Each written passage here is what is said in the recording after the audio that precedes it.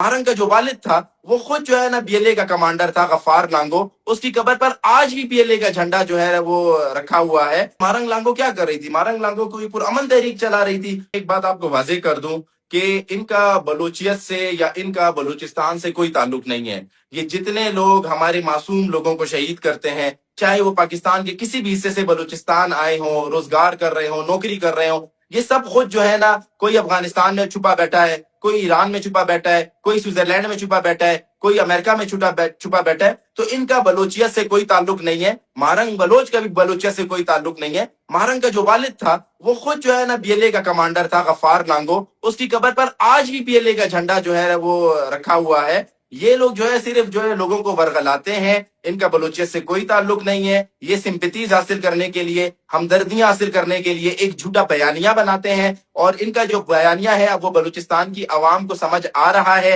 ये एक लाहासिल जंग है, ना ये कोई हकूक की जंग है, ना ये साइल वसाइल की जंग है, ना ये बलोचियत की जंग है, ना ये बलोचों की जंग है। पढ़ा लिखा जो शऊर याफ्ता बलोच है वो अब इस बात को जान चुका है कि ये लोग फॉरेन फंडिंग के लिए, पैसे के लिए आम बलोच को इस्तेमाल करते हैं। शबीर बलोच की शहादत के बाद भी बलूचिस्तान की आवाम ने जिस तरह का रद्द अमल दिया, और अब जब ये भारतीय यतीम कमेटी के खिलाफ फैसला आया है, जब इसके खिलाफ जो है ना बलूचिस्तान की आवाम ने जिस तरह की तरीके से इस फैसले को सराहा, बलूचिस्तान की आवाम इन लोगों को मुस्तरद कर चुकी है। बलूचिस्तान के लोगों को पता चल चुका है ये लोग बलूचिस्तान की आवाम के दुश्मन है। जो भी बलूचिस्तानी तरक्की करता है ये उसे मार देते हैं। जो भी बलूचिस्तानी इनके खिलाफ आवाज उठाता है ये उसे मार देते हैं। आप मुझे बताएं कि मारंग लांगो क्या कर रही थी? मारंग लांगो कोई पुरअमन तहरीक चला रही थी? कोई पुरअमन तहरीक नहीं चला रही थी। मैं आपको एक जिम्मेदार शख्स हूँ, एक जिम्मेदार पोजीशन पर हूँ, बड़े वसूख से बता रहा हूँ कि बलूचिस्तान में बीएलए में, बीएलएफ में जितनी रिक्रूटमेंट हो रही थी सारी बीवाईसी के प्लेटफॉर्म से हो रही थी। ये बीवाईसी तमाशा लगाती थी, रोडों पर रश लगाती थी, यहाँ पर नौजवानों को ये वर्गला कर लाते थे,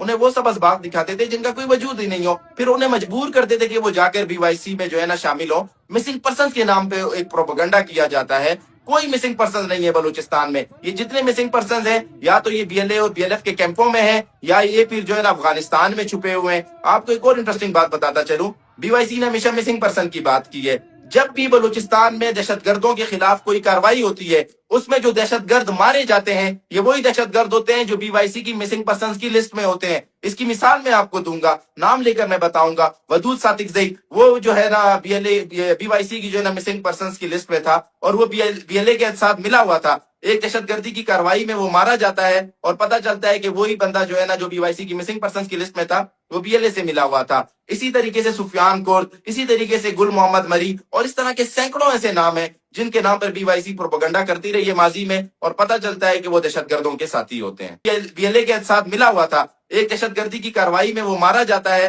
और पता चलता है कि वही बंदा जो है ना जो बीवाईसी की मिसिंग पर्सन की लिस्ट में था वो बीएलए से मिला हुआ था। इसी तरीके से सुफियान कुर्द, इसी तरीके से गुल मोहम्मद मरी, और इस तरह के सैकड़ों ऐसे नाम हैं जिनके नाम पर बीवाईसी प्रोपेगेंडा करती रही है माजी में, और पता चलता है कि वो दहशतगर्दों के साथी होते हैं।